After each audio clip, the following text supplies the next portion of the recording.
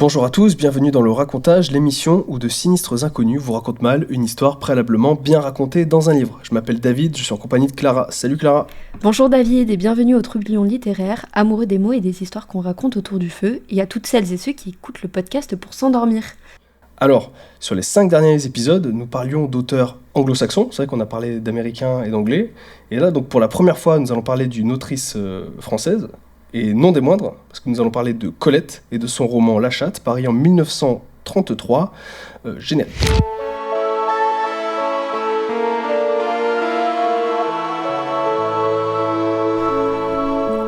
Alors Clara, pour commencer comme d'hab, est-ce que tu peux un peu me parler de Colette, et surtout qu'est-ce que tu as pensé de ce livre ? Alors, Colette est l'icône qu'on connaît aujourd'hui, photographiée par Desnos avec sa coupe courte dite à la garçonne. C'est notre autrice chérie, femme de lettres, actrice et journaliste. C'est celle qui revendique sa bisexualité dans ses textes et dans la vie avec une plume qui est délectable.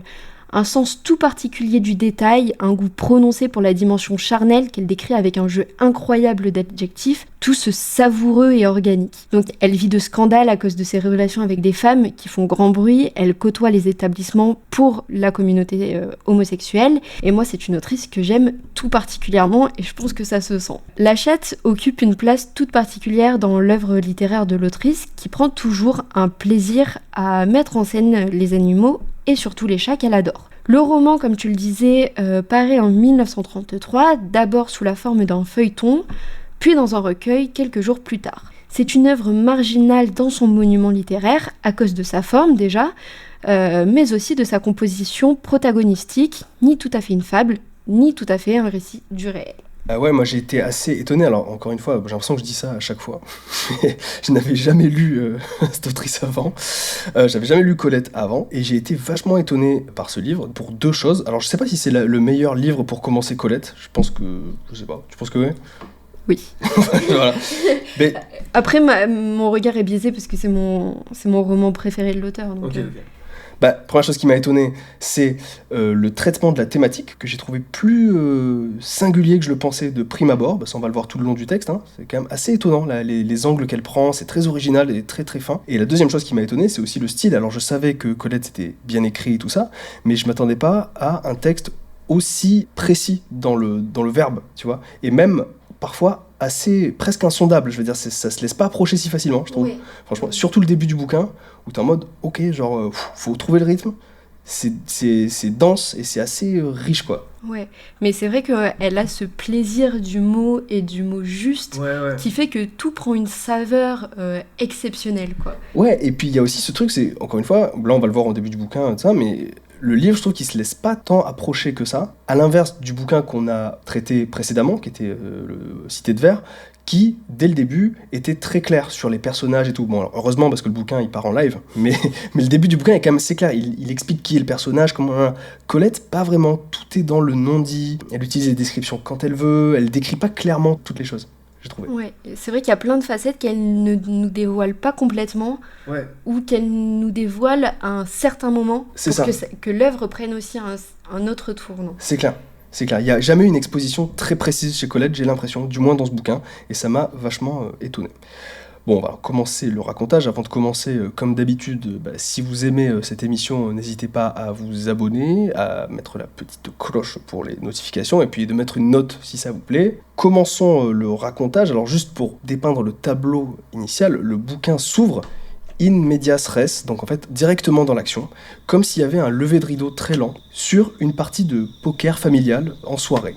Donc entre deux familles et belles familles respectives. Est-ce que tu as un peu parlé des personnages, toi, au début ? Moi, je parlais surtout de Alain et Camille, qui sont deux des personnages de ce court roman.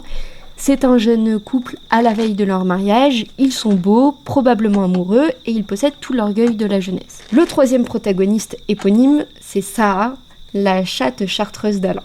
Donc ça y est, le drame peut commencer, les trois protagonistes sont présentés. Comme tu le disais, Camille, Alain et leurs parents respectifs se trouvent dans la grande maison familiale des parents du futur marié. Ils sont attablés autour d'une partie de cartes et la chatte grise, quant à elle, évolue dans le monde naturel du jardin. Alors, encore une fois, ça, on le déduit petit à petit dans le chapitre. Rien n'est dit clairement, en mode, voilà, on comprend petit à petit. Ok, Camille, Alain, chacun sa famille. Camille a sa famille, Alain a juste sa mère. Les deux mères échangent et ils disent, ils ont encore 7 jours à attendre. Donc là, on comprend qu'un événement va se passer entre les deux. Rien n'est dit encore clairement, mais on conçoit qu'en fait, vu qu'ils parlent de cérémonie, de voiture, tout ça, que Alain et Camille, donc les deux personnages dont tu viens de parler, vont se marier. La narration va nous dire que les deux personnages se connaissent depuis longtemps. Je cite, « Il la connaissait depuis plusieurs années, savait comment elle menait une voiture, un peu trop vite, qu'elle mentait sans rougir, qu'elle était capable de tromper ses parents afin de rejoindre Alain, tout ça. » Donc là, le livre commence et on comprend que deux personnages vont se marier. Et c'est la première définition qu'on a de Camille, ça. C'est une vision qu'a Alain d'elle, et qui n'est pas une description si avantageuse déjà. Ouais, c'est d'ailleurs une des premières dissonances notables de ce couple apparemment idéal et de ce tableau magnifique qui nous est dressé. Et donc, on va voir que les relations qu'entretiennent les personnages entre eux vont vraiment dynamiser le roman. Bon, le poker se passe, la soirée avance et tout, et puis tout d'un coup, Alain pense à ça, donc la chatte dont tu as parlé. Il dit, mais où est-elle? Donc il part la chercher dans le jardin, Camille cherche Alain, elle sait pas où il est, et Alain, entre guillemets, s'abstint de répondre et gagna des ténèbres plus sûres. Là, c'est intéressant ce passage parce que déjà, Alain est en train de fuir un espèce de confort familial, donc avec Camille et sa belle famille, pour aller rejoindre Saha dans le jardin et dans ces fameuses ténèbres plus sûres. Alain est déjà en fuite. On verra plus tard que le sujet de la fuite, c'est quand même quelque chose chez le personnage de Alain. Donc, 3 personnages, on est véritablement dans un triangle amoureux. Camille est amoureuse d'Alain, la chatte est indifférente à la présence de Camille, qui lui rend de même. En revanche, elle n'a Dieu que pour son maître, qui l'aime inconditionnellement. C'est d'ailleurs uniquement pour elle qu'il s'arrache péniblement de son fauteuil. Donc c'est vraiment vertèbre après vertèbre, rein après rein. Il déborde de tendresse pour sa chatte à lui. Quant à ce qu'éprouve Alain pour sa promise, c'est bien plus compliqué. Il ne lui accorde qu'un regard poli, mais froid et sans grand amour. Il dit d'ailleurs, Alain l'écoutait sans ennui et sans indulgence. Le triangle amoureux se met en place dès ce premier chapitre, avec comme dynamique principale le déséquilibre et la dichotomie qui va s'exprimer de plusieurs manières dans le roman. On va voir qu'il y a 2 clans qui s'affrontent en permanence et que Alain est toujours sur la brèche. Alain est toujours sur la brèche et on voit aussi dès le départ que Camille est quand même très différente aussi de lui. Elle a un vrai franc-parler, elle est très cash, elle semble très cash. À chaque fois qu'elle parle, elle est vachement cash, alors que lui, Alain, il est déjà plus refermé sur lui-même, plus dans la fuite. Et donc déjà, il y a aussi une dissonance entre ces deux personnages. Ouais. Il n'y a déjà aucun feeling, en fait, dès le début, quoi. C'est ça, et puis j'ai l'impression que Alain traverse ce roman comme dans un songe, comme s'il était dans une espèce de torpeur dont il ne sort jamais. Alors que, comme tu le dis si bien, elle est pleine et elle est entière. Et donc il y a une dissonance qui est terrible dès le début, quoi. Ouais, clairement. Et c'est intéressant que tu parles de torpeur, parce que le chapitre, du coup, se termine. La famille de Camille et Camille, donc, s'en vont. On comprend qu'on était chez la mère de Alain. Et Alain va donc se coucher avec Saha. Il prend la chatte et il va se coucher. Je cite, « Ils gagnèrent ensemble leur chambre à coucher ». Donc là, il y a aussi ce côté un peu, déjà, une intimité qui est très proche, qui est déjà très proche entre Alain et Saha, qui semble déjà beaucoup plus proche qu'entre Alain et Camille. Comme tu dis, il va traverser ce roman comme un rêveur ou presque un somnambule. Et ce premier chapitre se clôt déjà sur lui qui va dormir. Et je pense que on a là l'une des prémices de la tragédie, c'est que justement tout à l'heure tu parlais des 7 fameux jours avant le mariage. Camille se languit, tandis que Alain compte les jours qui le séparent douloureusement de sa chatte adorée. Et la triangulation n'a rien d'équitable, puisque Alain conçoit le mariage comme un rituel cruel et presque tragique, et il ne le conçoit pas sous le prisme de l'union, mais surtout sous celui de la séparation, du coup, avec son autre amante. Ouais, clairement. Clairement, donc c'est ultra dissonant dès le début. Et je trouve que c'est finement écrit encore une fois, parce que rien n'est clairement exposé par le texte, mais on comprend tout ça en filigrane. On conçoit qu'en fait, Alain, il est dissonant déjà avec Camille, tout ça, il est pas dans le truc, quoi. Il est pas dans le mood. Pas dans le mood.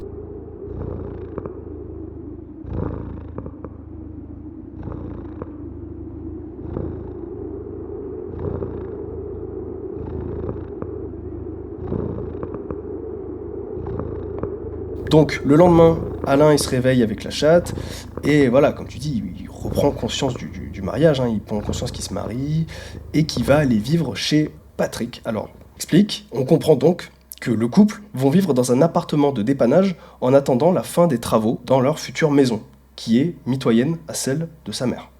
En pensant à ça, il parle à Saha et lui dit « Comment vivras-tu si nous nous séparons ?» Donc ça, je rejoins ce que tu as dit juste avant. C'est ce qui l'inquiète de prime abord. En fait, on comprend que là, quand ils vont vivre dans cet appartement de remplacement, il ne pourra pas prendre Saha avec lui. Et donc ça l'inquiète. C'est vraiment un truc qui le focus. Alain, pour la première fois, mentionne l'idée qu'il puisse être séparé avec la chatte, et ça le bouleverse. Donc il part voir les travaux, tout ça, mais n'ayant pas vu l'heure passer, il se rend compte trop tard que Camille devait passer le chercher, et elle le voit en pyjama à la fin du chapitre. Et ça, je trouve ça intéressant parce que là, encore une fois, on voit Alain qui est rêveur, il est en pyjama, versus Camille qui, elle, est ancrée dans le réel. Elle est à l'heure, elle est habillée. Encore une fois, il y a un truc qui ne matche pas entre les deux, quoi. Ouais, et pour rebondir sur ce que tu dis, je pense qu'il est aussi étranger à la vie d'adulte qu'il ne l'est à Camille. Et c'est ça qui est un peu triste, c'est que dans ce deuxième chapitre, il est dans sa maison et c'est son domaine exclusif, c'est là où il vit avec sa mère et Saha dans une harmonie qui est parfaite. Et il est encore dans le monde de l'enfance et c'est ce qu'on voyait lorsqu'il parlait de la chambre. Il parlait de ces petits trésors qu'il avait collectionnés au fil du temps. Il en parle comme d'un enfant et il dit mais comment je vais faire pour grandir ? Et c'est ça qui est, ça qui est terrible aussi, c'est parce qu'il est plein d'une grâce docile et enfantine. Et on se dit, mais comment va-t-il faire pour quitter ce monde féerique, plein de douceur, dans lequel il évolue avec une aisance fabuleuse, quoi. Ouais, c'est le poisson dans l'eau, et se marier, et rejoindre la vie d'adulte dans un appartement en ville, tout ça, machin, c'est sortir de l'eau. C'est ça. Et puis d'ailleurs, il dit, il éclate de rire, et il dit c'est le rire vrai qu'il ne réserve qu'au lieu de la maison. Ça veut dire qu'il n'est heureux que dans ce cocon agréable de la maison. Donc tu vois, ça jette autour de lui un rempart que Camille peut-être arrivera à franchir ou pas, on sait pas. Non, c'est vrai. Donc, on ne sera pas témoin du mariage, puisqu'en soi, ce n'est pas tant l'événement qui nous intéresse, mais plutôt ce qu'il représente. Puisqu'il y a un avant et un après-mariage, la ligne terrifiante a été franchie, et le couple se retrouve dans le lit d'un studio inconnu, prêté par un copain, Patrick. Et dès lors qu'il se réveille, Alain est offusqué par la nudité de Camille qui se peigne les cheveux en fumant. Ce premier déjeuner dans le lit représente le moment de bascule dans l'histoire, parce qu'il accepte tous les possibles. Alain, il est à la fois heureux, tantôt las, tantôt dans sa torpeur habituelle, mais il n'est pas complètement éveillé. En fait, la possibilité d'une vie de couple épanouie peut être envisagée dans ce court passage, mais malgré tout, il y a ces points de fuite. Ouais, il y a ces points de fuite. Là, j'ai trouvé ça quand même vachement étonnant que le mariage passe en ellipse. Encore une fois, encore un truc qui m'a étonné dans la narration, je me suis dit, ok, c'est quand même un élément important, mais comme tu dis, c'est l'après qui nous intéresse, pas le mariage en lui-même, la cérémonie, finalement, on s'en fout, c'est pas le sujet. Mais c'est quand même étonnant, narrativement. Ouais. Tu sais, le chapitre, j'ai commencé à le lire et j'ai commencé à comprendre que c'était après le mariage qu'au bout de 3 pages. J'étais en mode, quoi ? C'est pas clair, et c'est ça qui est intéressant. Bon, Alain se remémore un peu leurs ébats, parce qu'on comprend que la nuit de noces a été consommée, tout ça, et malgré lui, il convoque le souvenir de Saha, je cite, « Machinalement, il esquissa sur Camille une caresse, entre guillemets, pour Saha, les ongles promenés le long du ventre. Tout convoque plus ou moins Saha. » Ensuite, Alain, en se levant, va dire « tu sais quoi, je vais aller voir les travaux aujourd'hui. » Et Camille lui dit, je cite, « Les travaux, avoue que tu vas voir ma rivale. » Intéressant, c'est la première fois que la chatte est évoquée en tant que potentielle menace ou rivale. Donc là, elle dit ça avec légèreté, et lui le prend également à la légère, mais ça va devenir sérieux cette histoire petit à petit, on est qu'au chapitre 3. En tout cas, c'est intéressant, je trouve qu'il y a cette première note de jalousie. Alain va voir les travaux, il retourne chez sa mère, il retrouve la chatte. Intéressant, elle flaira sa main et recula d'un pas, parce qu'elle sent Camille sur sa main. Et donc là, j'aime bien, parce qu'il y a les prémices de la notion de jalousie, on l'avait vu du côté de Camille, mais on l'a aussi un petit peu du côté de ça, du coup, qui sent Camille. Et la grande tragédie d'Alain, c'est qu'il doit être adulte comme il doit être humain. Et le problème, c'est qu'il n'est ni l'un ni l'autre. C'est aussi ça qui fait le drame. Et on le sent à sa manière de se comporter, cette connivence avec la petite chatte parfaite, couleur de perles, leur dialecte ronronnant. Et ça passe beaucoup par le regard. Il ferme les yeux de plaisir, garde les yeux mi-clos et constate que Camille, elle, l'humaine, donc, a des yeux trop grands, trop écarquillés, et ça lui fait presque mal. Et donc là, je cite, « Ne sais-tu pas fermer les yeux à demi ? Cela me fait mal à la tête de voir des yeux si ouverts. » Ah, j'avais zappé ça, effectivement. Et voilà. Il fait des bisous d'yeux comme les chats. C'est ça. Ouais. Et du coup, il retrouve sa chatte avec délectation. Lui qui a comme découché, il est comme un ado qui ne serait pas rentré de la nuit. Et après, il y a la petite Saa qui est perdue sans son maître. La petite maîtresse au pelage chaud qui attendait son homme, qui en attendant refusait ni de boire ni de manger. Ouais. Elle est déboussolée par le mariage qui s'est tenu dans son domaine exclusif, là où la mariée pourtant ne doit pas poser les pieds. Et c'est ça qui est... Voilà, c'est qu'il est vraiment entre les deux. Et je pense que c'est aussi une manière pour la dichotomie de s'exprimer, c'est qu'il y a le jardin et la maison. Camille reste toujours dans la maison. Elle a cette aisance à se balader dans l'appartement, à se balader dans la maison ou dans la maison qui va se construire. En revanche, elle est toujours sur le perron et elle ne rentre pas dans le jardin. Et c'est vrai, ça, je l'ai pas capté, ça. C'est vrai. vrai. Et en fait, t'as vraiment le jardin qui s'affronte avec la maison. Et le jardin, c'est le monde de Saa, c'est le monde d'Alain. Et lorsque Saa vient avec lui dans la chambre, c'est lui qui la porte. Tu vois, donc en fait, lorsqu'elle traverse le monde humain, c'est par Alain et c'est lui qui fait la médiation entre les deux mondes. Ah. Oh putain, c'est intéressant, ça, c'est bien vu ça. Et donc je trouve que tu vois, c'est aussi comme ça que t'as le naturel et le monde artificiel aussi. Oui. Camille qui fait partie du monde artificiel, qui a ce rouge à lèvres dont on nous parle tout le temps. Et la chatte avec son pelage parfait dès le début, son petit visage plat de chartreuse. Voilà. Non, c'est intéressant. Et d'ailleurs, juste, je fais une petite parenthèse comme ça. Il faut savoir que quand Alain parle à Saa dans le livre, Saa a des lignes de dialogue comme un humain. Alors, je ne vais pas reproduire les sons qu'elle fait, qui sont écrits. Mais en tout cas, Colette a donné une voix au chat. Et comme un humain, elle est retour à la ligne, petit tiret, et elle parle. Donc, ça, je trouve ça intéressant aussi. Oui, c'est ça, et il décode ce qu'elle dit. Ouais, lui comprend. Elle va le dire sur un certain ton, on peut pas malheureusement reproduire le ronronnement parfait de la chatte, mais Camille dit un peu inopinément « Ah, elle est en chasse !» Il dit « Non, ça c'est pas son bruit de chasse, c'est son bruit de machin ». Et à chaque fois, il se fait l'interprète de ça, et il lui répond. Je cite le texte. « Il lui enseignait les us et les coutumes du félin, comme une langue étrangère, riche de trop de subtilité. » Donc Alain cherche à transmettre la langue et il conçoit avec plaisir et délectation que le langage du chat est riche de sens et qu'en fait, Camille ne peut pas effleurer ce sens si lui n'est pas là pour un peu faire de la médiation ou expliquer du moins. Mais en tout cas, Alain retourne de temps en temps voir les travaux, mais il s'inquiète d'une chose, et tu l'as déjà dit, c'est qu'en fait, la chatte va petit à petit maigrir. Donc à chaque fois qu'il y va, il se dit, quand même, elle a perdu du poids et tout, qu'est-ce qui se passe ? Et il s'inquiète vraiment, les travaux, qui plus est, s'éternisent, donc rien ne va. Là, on comprend qu'il y a encore des ellipses, on est en juin, le texte, encore une fois, la temporalité du texte est très étrange et très floue. Donc là, on comprend que du temps est passé, les travaux n'avancent pas, et ça maigrit à chaque fois. Et un jour, Alain la retrouve vraiment dans un piteux état. Il est là en mode, oh putain, t'es légère et tout. Hein. Et donc là, il fait le move clé de l'œuvre. Et ben, il décide de l'amener à l'appartement en attendant la fin des travaux.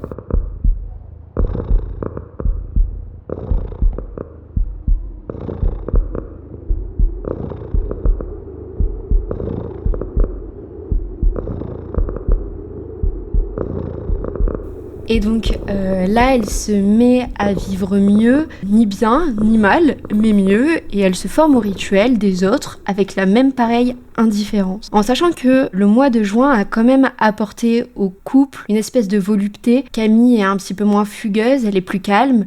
Alain la tolère plus, ravi de voir chez elle un peu de la sainte sérénité qui lui reprochait. Et il y a un soir où l'orage gronde et leur monde, qui semblait pourtant harmonieux, éclate en même temps que l'orage. La dispute et les enjeux de la querelle prennent le dessus. Plus on lit et plus on trouve de la sympathie pour Camille. Dès le début, elle est exclusivement décrite par Alain. Donc notre vision est forcément biaisée par ce point de vue, et elle devient l'autre, elle devient l'ennemi. Lorsque l'orage éclate, en revanche, la tendance s'inverse, et c'est comme si l'éclair jetait sa lumière sur la dynamique du couple. Le problème n'est pas tant Camille, qui ne veut qu'une vie d'amour, mais plutôt Alain qui est insensible, lui l'enfant, le roi, l'égoïste princier. Et donc il dirige tout, et il dirige même les humeurs de sa femme. Et donc, alors qu'il régnait pourtant un esprit de camaraderie ravivé, Alain va nourrir progressivement en lui-même de la répugnance, à savoir que bientôt Camille sera chez lui dans sa maison d'enfance, à évoluer dans son monde. Et là, ça lui fait peur progressivement. Ouais. Et là, c'est intéressant ce que tu as dit, c'est que là, dès le début du roman, on n'est quand même pas dupe. On voit que tout ce qu'on sait de Camille est par le prisme de Alain. Mais là, je trouve que, comme tu dis, vraiment, à ce moment-là, on prend vraiment parti pour Camille. Parce qu'on se dit, ok, Alain, il est vraiment biaisé à son sujet, quoi. Il est vraiment dur. Je cite un passage au cœur de la dispute où Camille va dire écoute, moi, je suis pas tout le monde. Et Alain, il s'agace et il dit si, tu l'es. Wesh. Wesh. Il est odieux de ouf. Il est odieux de ouf, le mec. Et c'est ça. Et là, je rejoins juste ce que je disais au tout début de l'émission, où ce qui m'avait étonné dans ce bouquin, c'était l'angle pris par le texte. C'est qu'en fait, moi, je savais que La Chatte était un texte qui parlait, entre autres, de jalousie. Pas que de ça, mais il parlait de jalousie. Et j'ai été ultra étonné de voir que le bouquin n'était quasiment pris que par le prisme de Alain. Moi, je pensais que Camille serait le personnage principal du livre, et qu'on verrait tout par ses yeux. Et en fait, non, c'est juste une victime, Camille, entre guillemets. Elle est là, elle est vraiment presque absente du livre, et dès qu'elle est là, elle est dans l'incompréhension totale. Tu vois, c'est vraiment une victime d'un système qui la dépasse, et juste, voilà. Ouais, et il y a un passage qui est terrible. Tout à l'heure, tu parlais du moment où le mariage avait été consommé. C'est qu'il la blâme en silence. Et en fait, ils ont des moments intimes qui, quoique suaves, s'usent vite. Alain, en fait, il s'emploie à simplement faire passer le temps. Et ces moments, il les utilise hargneusement. Et une fois que c'est fait, il la rejette pour se retrouver dans un coin du lit, froid et sans elle. Et ça... c'est elle qui le dit, et c'est une des seules remarques qu'elle fait. C'est vrai. Et donc elle dit, il me rejette ensuite. C'est vrai. Et il la blâme en permanence, et c'est d'une cruauté qui est sans borgne. Ouais, toxicos max. Et c'est vrai, comme tu dis, il y a un truc qui est étonnant dans ce livre aussi, c'est que le livre est quand même assez pudique, mais il est assez fin pour te faire comprendre qu'il y a quand même une part de lubricité. Enfin, il y a du sexe derrière, tu vois, genre, ils ont vraiment des rapports, tu vois, genre, et juste... Le bouquin a la finesse, enfin du moins le truc de ne pas en parler et de laisser juste l'après. Et c'est comme le mariage en lui-même ne nous intéressait pas, ce qui nous intéresse c'est l'avant et l'après. Oui. Et ben les moments, les ébats, c'est pas ce qui nous intéresse. Justement, c'est le moment après où cette fausse harmonie se casse vraiment et Alain retourne, comme tu dis, au coin de son lit et Camille se retrouve esseulée. C'est ça qui nous intéresse dans le texte, c'est de voir le moment où ça dissonne. Et c'est pour ça que le bouquin est assez étonnant, c'est qu'en fait, il n'y a aucun moment où il y a une harmonie dans ce livre. Oui. C'est dissonant de A à Z. C'est ça. Et du coup, la trame se tisse douloureusement et sans action. On n'a que l'ombre de ses actions. Ouais, c'est ça. C'est ça. Ouais. Ou l'avant. Tout à l'heure, je parlais du plaisir qu'avait Colette à expliquer et à décrire le charnel. Lorsqu'ils sont tous les deux dans la voiture et qu'il décrit sa gorge parfaite, etc. On est plein de volupté et on sent ce goût-là. Et pareil, c'est un appel à la lubricité, à la volupté.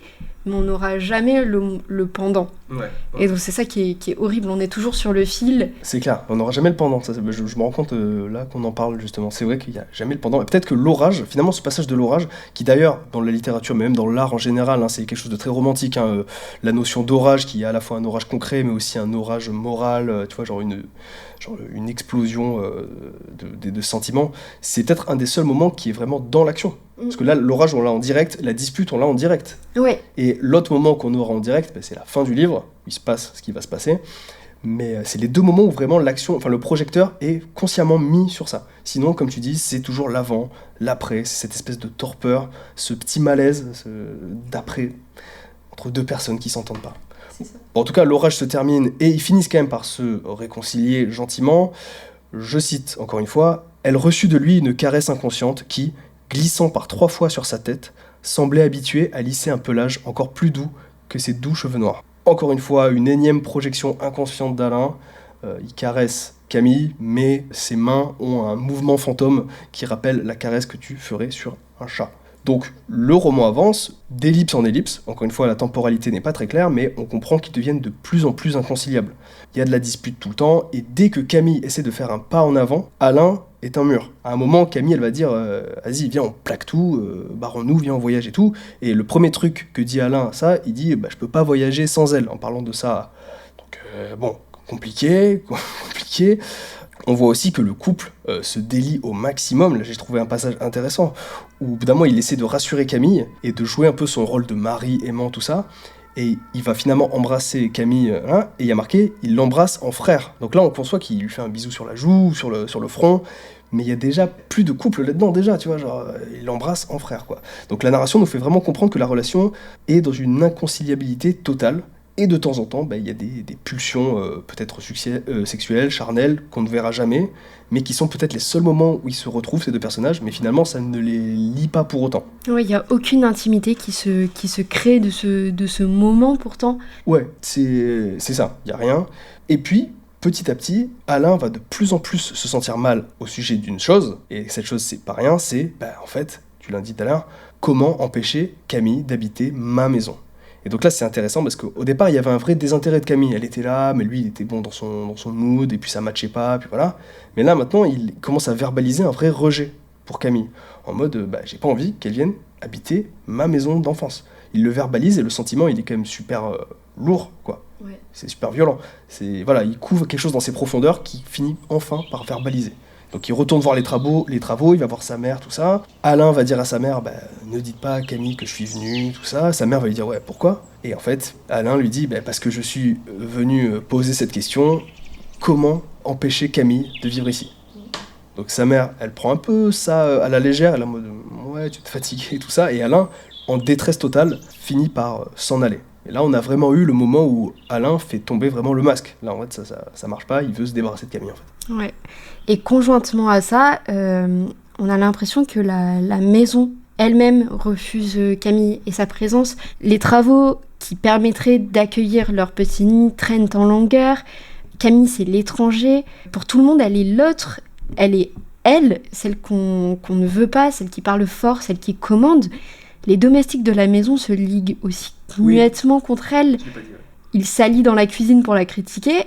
Et Alain capte tout ça à la manière d'un voyeur ou d'un chat, caché dans une mi-pénombre, sans bruit, à capter l'invisible. C'est ça qui est aussi terrible. C'est parce que la maison fait front en même temps que Alain, et tout semble vouloir fermer les portes et faire barrage à la présence de Camille. Et la mère aussi d'Alain. Oui. À chaque fois que Alain parle de Camille et tout, on sent que sa mère, elle est pas... elle aime pas trop Camille non plus. Enfin, c'est ça, du moins, il y a rien qui montre qu'elle l'aime. Elle a une réponse polie, mais dès lors qu'elle en a l'occasion, elle va glisser quelque chose qui s'apparenterait à une critique plus ou moins sourde de ce personnage-là, quoi. C'est clair. Et donc voilà, encore une fois, Camille, Miskina, genre depuis le début du bouquin, on sait assez peu de choses finalement sur elle, parce qu'encore une fois, elle traverse le roman un peu en filigrane, mais elle est dans la bouche de tout le monde, et finalement, c'est jamais valorisant, quoi. Peu cher, elle a rien fait, et elle se fait rejeter de tout le monde, alors qu'en plus, elle a rien demandé, quoi. Genre, juste, elle veut avoir une vie normale, avec un mari, enfin, genre, pour elle était dans un schéma social qui lui convenait, et en fait, on se rend compte qu'autour d'elle, personne veut d'elle. Et ça aussi, je trouve que c'est un angle intéressant du livre, encore une fois. Ouais. Qu'elle soit à ce point esseulée dans ce roman, je trouve ça étrange, enfin genre original du moins comme démarche. Tu te dis, ok, c'est un choix de narration qui est fort. Mais tu parlais du fait qu'il soit esselé, et ce qui est terrible, c'est que ça se joue comme un huis clos, et qu'au sein de ce huis clos-là, les personnages n'interagissent pas. Camille et ça n'interagissent pas, sauf, on le verra après. Alain et Camille n'interagissent presque pas. La seule véritable union, c'est entre Alain et la chatte. Ouais. Et du coup, ce sont des électrons un peu libres, et on a une sorte d'individualité qui fait tout le truc. Oui, c'est clair. Alors, à la suite, il y a un passage que j'ai trouvé intéressant, que j'aurais voulu relever un peu, c'est ils vont à un dîner. Donc je trouve que c'est un passage qui est très intéressant et très fin.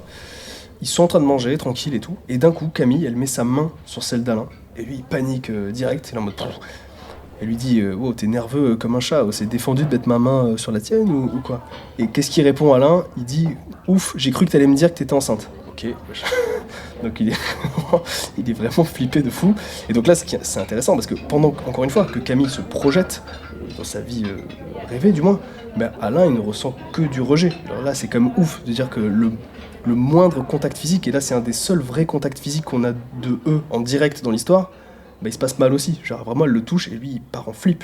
Donc là, ça ramène quand même à l'idée que la psyché d'Alain reste quand même un peu celle d'un adolescent quand même, ou d'un rêveur, en tout cas quelqu'un de terrifié par la vie adulte. Et voilà, l'idée même qu'elle puisse être enceinte à un moment, on est d'accord que ça le fait flipper de fou, quoi. Ils finissent par s'en aller, et Camille s'endort en voiture, et là on rejoint le passage que tu disais tout à l'heure, où il la regarde pendant qu'elle dort. Où il la décrit. Et en fait, lorsqu'il rentre, il surprend, c'était juste un peu avant je crois, il surprend la voix de sa femme qui injurie une sale petite bête. En franchissant le seuil, il lui demande tout naturellement de qui elle parle, parce qu'il souhaite s'assurer que ce ne soit pas de sa chimère sublime. Elle dément, elle parle en tremblant d'un chien, celui du voisin qui aboierait sans cesse. Mais au terme de cette soirée, sereinement, Alain explique à sa femme qu'il sait pour le vase brisé, pour l'éclat de colère et pour sa jalousie qui est dévorante. Parallèlement à ça, la chatte maigrit, Alain maigrit, mais Camille, elle, et là c'est une citation, s'engraissait à faire l'amour. Elle s'engraissait de moi. Donc là, le symbole suprême de la triangulation amoureuse, c'est sa réalisation concrète, c'est l'architecture du studio qu'il partage. Ouais. Et là, c'est à nouveau une citation. Elle penchait une oreille vers la chambre triangulaire. Voilà, page 142. Donc même l'architecture, et là ça rejoint un peu le fait que la maison refuse la présence de Camille. L'architecture a quelque chose à nous dire de ces relations. L'architecture dans ce studio où se joue le drame est triangulaire en réponse à cette situation amoureuse. Ouais, ce trio infernal. Et je trouve aussi intéressant parce que là, quand il quitte le dîner, tout ça, donc ce qui est j'avais sauté ce passage où, évidemment, dont tu parlais, donc le dîner ça se passe après, et quand ils reviennent chez eux, Camille s'endort en voiture, il la regarde, et là il se dit, je cite, « Ah, comme je te trouve aimable, comme notre accord est facile quand tu dors ». Donc là je trouve ça intéressant parce que je me dis, facile pour Alain quand il est en pleine possession de sa vie. Et là quand Camille dort, c'est comme si elle n'était pas là en fait. Ouais. Et là c'est le seul moment où Alain il est en mode, ok, je t'accepte à côté de moi. Donc c'est quand même assez fou quoi. En fait il l'accepte que quand elle n'est pas là, et ça rejoint dans le premier chapitre, elle l'enlace, et lui au lieu de la regarder elle, il regarde son ombre. Donc en fait il l'accepte à condition que ce ne soit que l'écho de Camille, et pas sa réalisation concrète. Enfin, c'est... Et oui, en plus c'est intéressant ça, parce qu'on n'en a pas parlé, effectivement, il regarde son ombre, et c'est un des seuls moments où il va dire quelque chose de valorisant au sujet de Camille, c'est au sujet de l'ombre. Je crois qu'il dit un truc en mode « Oh, qu'elle est belle cette ombre », un truc, je sais pas ce qu'il dit, mais en tout cas tu te dis « Bon, ok, il faut qu'il en aille jusque là pour que ça puisse déclencher chez lui une forme d'attirance ou d'amour. » Ouais, c'est ça. Et il y a ce passage-là dans la voiture, et juste quand il rentre dans le restaurant, tout le monde se tourne sur le passage de Camille, qui est très belle, visiblement. Il parle uniquement de son coup parfait. Et donc, en fait, il est incapable de la traiter dans son ensemble. Parce qu'elle fait résonner chez lui toutes ses peurs. Ouais. Mais morceau par morceau, il arrive à l'apprécier. Ouais, il y a un côté un peu fétichisme. En fait, l'ombre, c'est un morceau d'elle en quelque sorte. Le coup, c'est un morceau d'elle. Je crois qu'à un moment, il parle de ses yeux. Enfin, je sais plus, mais comme tu dis, c'est ça. La personne dans son ensemble, ça le fait flipper. C'est parce que donc. La personne dans son ensemble, ça le fait flipper, mais effectivement, il a une sorte de fétichisme précis, parce que Alain est quand même un personnage, encore une fois, assez lubrique, avec des pulsions quand même. Et du coup, quand il cible des trucs, là, il peut se rassurer et se laisser aller à éprouver de l'amour, du désir, quelque chose, du moins, parce qu'il n'est pas flippé. Donc, ils reviennent du resto, ils ont encore une dispute, et là il se passe un truc intéressant, c'est qu'ils vont se coucher, ils dorment, tout ça, et la nuit, Alain va, au bout d'un moment, quitter le lit conjugal pour aller dormir dans une autre pièce de l'appartement. Il va dormir sur un banc dans le salon, en compagnie de Sarah. Donc ça, j'ai trouvé ça quand même assez curieux. Il y a cette idée de l'amant qui découche, qui quitte en discretos le lit de sa femme pour aller dormir n'importe où ailleurs avec la chatte.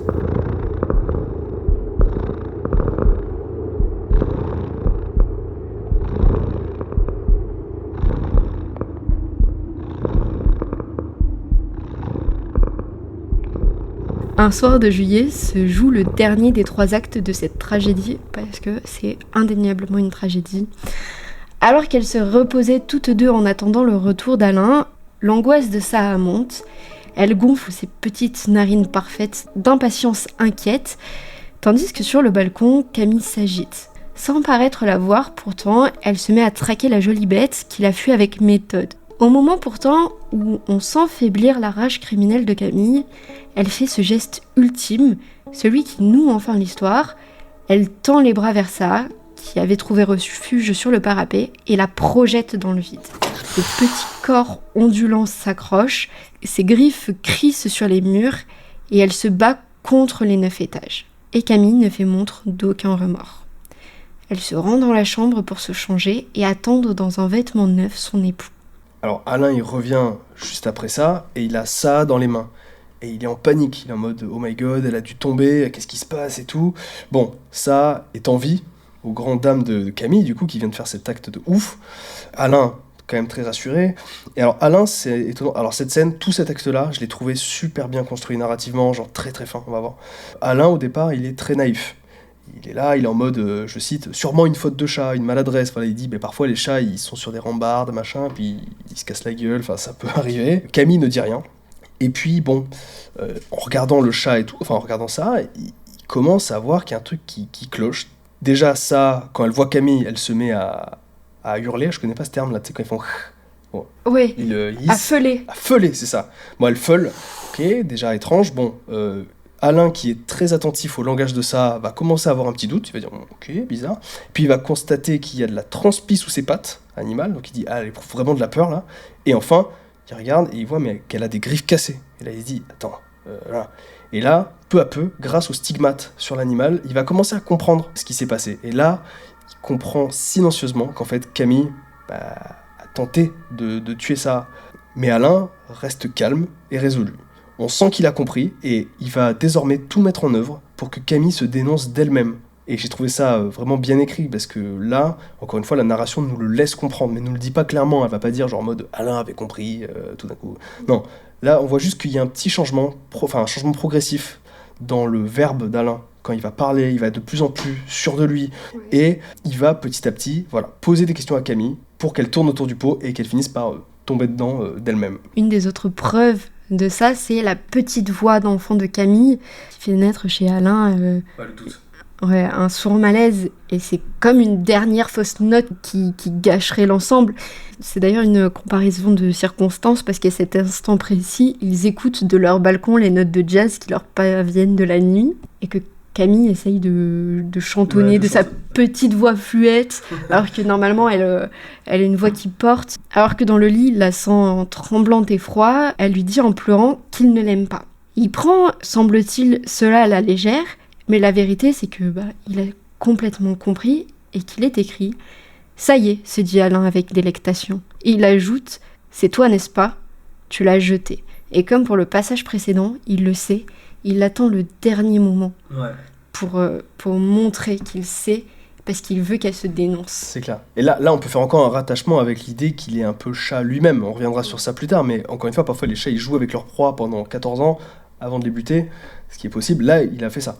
Tu sais, là, il a mis des coups de patte, comme ça, alors qu'il aurait très bien pu tout de suite le dire à Camille. Et non, il s'est laissé faire et tout. Et donc là, finalement, quand elle a fini par se dénoncer, il va dire... pourquoi ça, tout ça, et elle va répondre, même une femme, tu ne l'aimerais pas autant. Et lui, il va répondre, c'est vrai, les masques tombent à ce moment-là, les deux sont honnêtes pour la première fois de l'histoire, enfin du moins lui est honnête vis-à-vis d'elle pour la première fois. Elle va même dire, je vous ai vu sur le divan. Elle rappelle le moment où Alain est allé dormir sur le banc, alors qu'elle dormait dans le lit conjugal. Là, il y a encore une fois ce truc un peu de jalousie et d'amant, parce que voilà, comme si elle parlait d'une amante à ce moment-là. Je vous ai vu sur le divan, tout ça. Au moment où Alain verbalise et lui dit « c'est toi qui l'as jeté par la fenêtre », Camille, paniquée, complètement effondrée, ne va même pas se défendre, elle va juste rien dire. Et Alain va décider donc de partir. Et ce passage, il est désolant parce qu'il y a deux choses.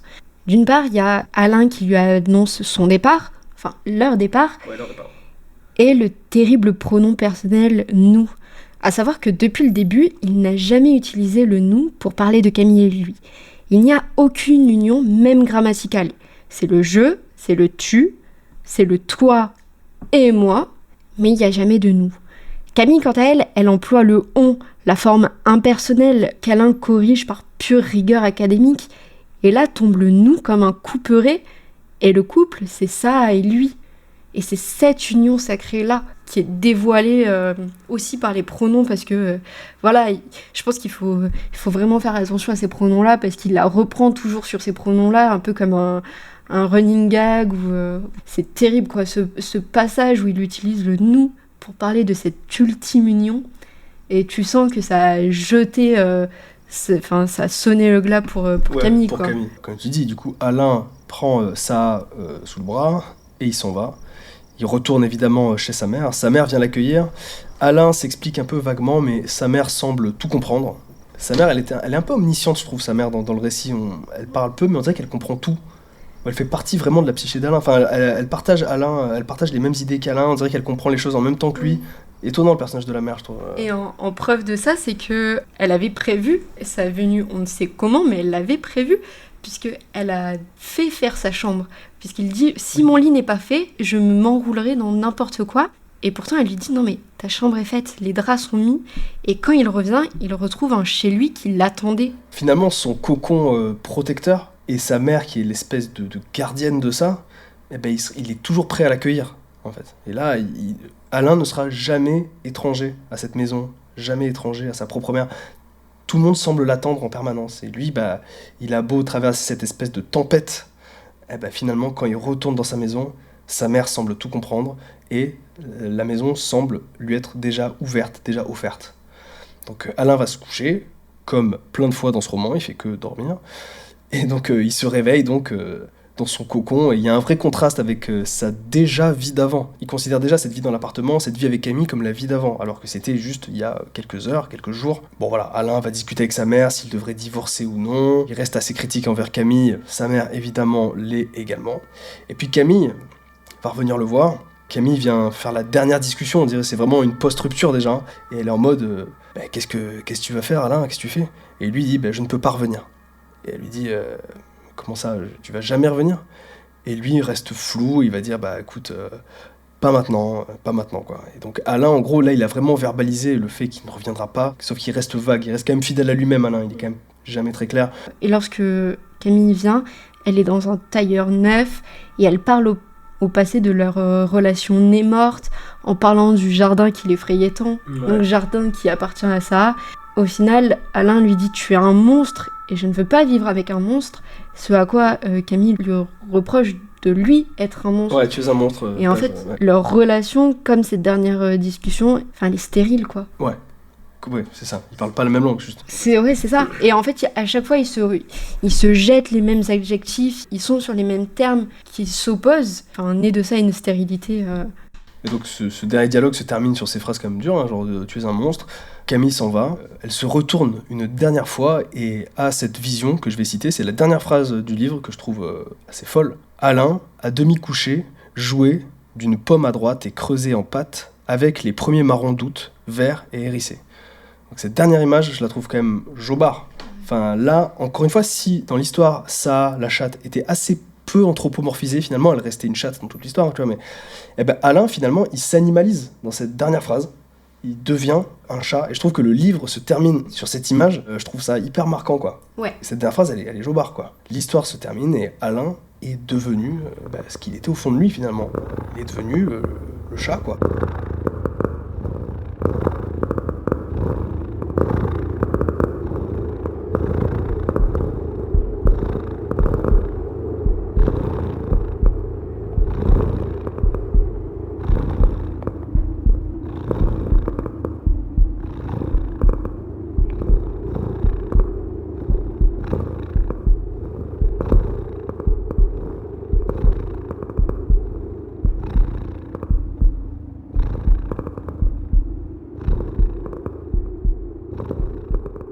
Cette conclusion-là, c'est une vraie bonne conclusion à cette histoire, quand même. Ouais.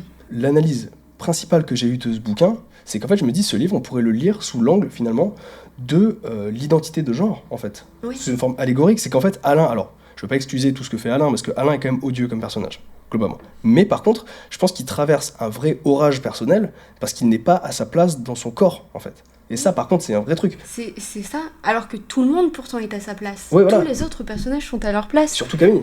Ouais. Genre Camille, elle a vraiment ce qu'elle veut, c'est une vie, c'est une vie de femme mariée, machin, elle veut des enfants peut-être. Enfin, et Alain, lui, il est pas à l'aise dans son corps. Et là, ça m'a rappelé un peu le film. Je sais pas si tu l'as vu, Le règne animal. Il est intéressant. Je l'ai pas vu, mais oui, je vois. Voilà, encore une fois, sous couvert de transformation animale, il y avait cette idée de l'adolescence, voilà, puis même voilà, de corps et d'acceptation en fait, de qui on était, tout ça. Je trouve que c'était quand même assez finement écrit. Et j'ai retrouvé ça, et surtout avec ce dernier passage. Et là, ça m'a sauté aux yeux. Je me suis dit, ok, finalement, Alain, il va traverser cet orage. Malheureusement, ça lui arrive peut-être au pic, a priori, d'une vie sociale occidentale qui est le mariage. Et il s'en rend compte petit à petit qu'en fait, ça lui convient pas. Et le problème, c'est même pas Camille, en fait. Camille n'est pas le problème. Ça aurait pu être n'importe qui d'autre, en fait. C'est juste qu'en fait, il n'est pas à sa place dans son corps d'homme humain. En fait, dans l'idée, c'est allégorique, mais en même temps, c'est ça, quoi. Et à la fin, il a enfin retiré toutes les chaînes qu'il bloquait, et il fait fi du regard des autres pour enfin accepter qui il est au fond de lui. Et je sais pas si tu as lu la préface, je sais pas qui c'est qui l'a écrite, la préface de l'édition, je crois que j'ai la même que toi, et elle dit, le livre... Nicole Ferrier, pardon, excuse-moi. Non, mais c'est ça. Du coup, elle dit, le livre se clôt sur l'image, je sais plus comment elle dit ça, mais l'image horrible de l'homme-chat, ou je sais pas quoi, ou je sais plus comment elle dit ça. Moi, je suis pas d'accord. Parce que si on prend ça sous cet angle-là, elle est pas horrible, cette dernière image. Au contraire, elle est plutôt belle, tu vois. Ouais. Et comme tu dis, il fait fi du regard de l'autre, parce que il faut savoir que il a vécu une vie bourgeoise, enfin aristocratique, etc., où le regard pèse lourd. À chaque fois, lorsqu'il est en pyjama, sa mère lui demande de s'habiller décemment, etc. Et en fait, dans ce dernier moment, il se présente devant celle qui fut sa femme, en pyjama. Ouais. Donc, une sorte de dernière débauche. Et il arrache sa manche. Et donc, il se retrouve dans un truc qui n'est plus socialement accepté, qui n'est plus de son rang. Donc, en fait, il sort de toutes les cases. Oui, c'est qu'il en a plus rien à foutre. Ouais, c'est ça. C'est que ce monde-là, dont il était étranger, finalement, il fait fi complètement de ces règles qu'on lui a imposées et qui le restreignaient, quoi. Oui, c'est clair. Mais c'est trop intéressant et c'est super fin. Et dans ce cas-là, si on prend du coup le livre sous cet angle-là, sous l'angle, encore une fois, de l'identité de genre, de l'être, tout ça, et non pas forcément de la jalousie, dans ce cas-là, ça n'était pas forcément une rivale, mais elle était plus, je sais pas comment dire, mais la porte ouverte à un monde qui convenait mieux au personnage. Ouais. C'est une passeuse, c'est un peu le lapin blanc d'Alice au Pays des Merveilles, un petit peu, tu vois, en mode... Elle est, comment dire, le totem d'un monde qui convient mieux à Alain. Ouais. Et malheureusement, Camille, et la jalousie qu'elle va éprouver, cette jalousie-là n'est qu'une incidence. Et encore une fois, Camille, ça aurait pu être n'importe qui d'autre en face. Tu vois, c'est juste la victime, Camille. Elle a rien demandé, et c'est pas sa faute. Elle se prend ça dans la gueule, et voilà. Et c'est normal aussi de sa part d'éprouver une forme de jalousie, parce qu'en mode, elle est en mode, merde, moi, je voulais ce gars, je voulais Alain, je voulais qu'on vive ensemble. Moi, l'idée que j'avais d'une vie, c'était celle-là. C'est juste que c'était pas celle qui faisait du bien à Alain au fond de lui, quoi. C'est ça, et donc elle a l'impression que ça lui a volé cette vie-là, alors qu'en fait, non, c'est pas, ça n'est pas la rivale, c'est la projection de Alain. Oui, c'est clair, c'est ça, c'est la projection, c'est la clé. Ouais. En fait, c'est la clé. Voilà, donc c'est vraiment un roman donc, sur la quête d'identité, plus que sur la jalousie. Encore une fois, c'est aussi un vrai texte qui parle de jalousie. A priori, Colette a souvent traité ce thème dans ses bouquins, et a priori aussi, elle a souvent traité le couple de manière un peu tragique. Un essayiste au sujet de Colette dira « L'être collettien, dans le plaisir, est seul. Il cherche non le partage, mais l'utilisation de l'autre. » C'est vrai. Et là, je présume que c'est souvent le cas chez elle, et là, c'est le cas à 100%. Quoi. Ouais, ça me fait penser à notamment Chérie. Et pareil, c'est une relation, machin. Et à un moment donné, le jeune homme retourne à ce premier amour. Ouais. Qui est, dans mes souvenirs, une prostituée ou une relation un peu charnelle, maîtresse, machin. Et lorsqu'il revient à cet amour, il retrouve pas l'écho de cette jeunesse et de ce plaisir qu'ils ont pu avoir. Et donc, en fait, encore une fois, c'est ultra individuel, quoi. Ouais, c'est ça, d'accord, je vois. C'est pareil que là, quoi. Du coup, c'est ça, c'est vraiment, t'es forcément seul, alors que pourtant... Le couple, ça devrait être le terreau, au contraire, d'une union totale, quoi. Et c'est ça qui était intéressant lorsque tu parlais de cette naissance. Lorsqu'il lui demande si elle est enceinte, c'est que c'est ce qu'on pourrait attendre d'une union. Ce serait sa réalisation concrète, en fait, que lui refuse aussi. C'est que ça voudrait dire un être qui naît de ça. Et lui refuse toute forme d'union avec qui n'est pas ça et qui n'est pas forme de lui. Oui, c'est clair. C'est ça, c'est le fruit ultime de l'union. Et c'est pour ça qu'il éprouve cette crainte à ce point ultime à ce moment-là. C'est qu'il est en mode, waouh, ok, ça concrétise vraiment ce que je ne veux pas. Alors du coup, est-ce que tu as lu d'autres bouquins de Colette ? Je présume que oui. Là, bon, tu me dis que c'était peut-être le meilleur pour commencer celui-là. Ouais. Tu en avais peut-être éventuellement un deuxième à... Je pense que Chérie, il est bien. Après, forcément, lorsque j'ai lu La Chatte, j'ai été bouleversée par ce roman. Et d'ailleurs, on sent l'amour qu'a Colette pour les bêtes lorsque elle jette ça par la fenêtre et que ça revient très vite. En fait, elle ne nous fait pas... pour ôter ce suspense trop longtemps. C'est ça. Ouais. C'est que c'est pas douloureux. En fait, on est là... Non, ça va, elle va bien, et c'est un témoin de cet amour-là. Et, Oui, et c'est du sur la même page en plus. Ouais, ouais. Ça arrive très vite, on est soulagé, ça y est. Et j'ai lu Chérie pas très longtemps après, et je pense que j'ai été déçue, mais... Enfin, j'ai été déçue parce que j'étais vraiment encore dans la chatte, dans ce truc super fin, vraiment savoureux, tout ça, que j'ai adoré. Et j'ai moins trouvé chez Chérie, mais c'est un très bon bouquin aussi. Bon, bah, trop bien. Avant de conclure, j'aimerais juste faire petite parenthèse. Tu fais un blog avec des articles, blog qui est évidemment en lien de ce podcast, hein. Vous pouvez cliquer dessus. Est-ce que tu peux nous en parler 2 secondes? Oui. Alors, déjà, si ce roman vous a plu, que vous souhaitez le lire, je l'ai mis en libre accès dans le dossier archives, parce que l'idée du blog, c'était de rendre la culture accessible. Enfin, il y a plein de blogs qu'on connaît, qu'on aime, ou pas forcément de blogs, mais je pense à Kern, à J-Store, etc. Et ça me saoule que pour lire des articles, il faille dépenser plein de sous, alors que la culture est dynamique, elle est organique, et elle est vivace, et ça ne devrait jamais être une sorte d'élitisme culturel. Après, je n'ai aucune prétention d'écriture, attention, c'est vraiment pour le plaisir, je traite de trucs qui me plaisent, voilà. Mais c'est juste voilà, pour partager et que ce soit accessible, parce que je trouve ça super cool. C'est trop bien. Donc allez lire, c'est très bien écrit et c'est très intéressant.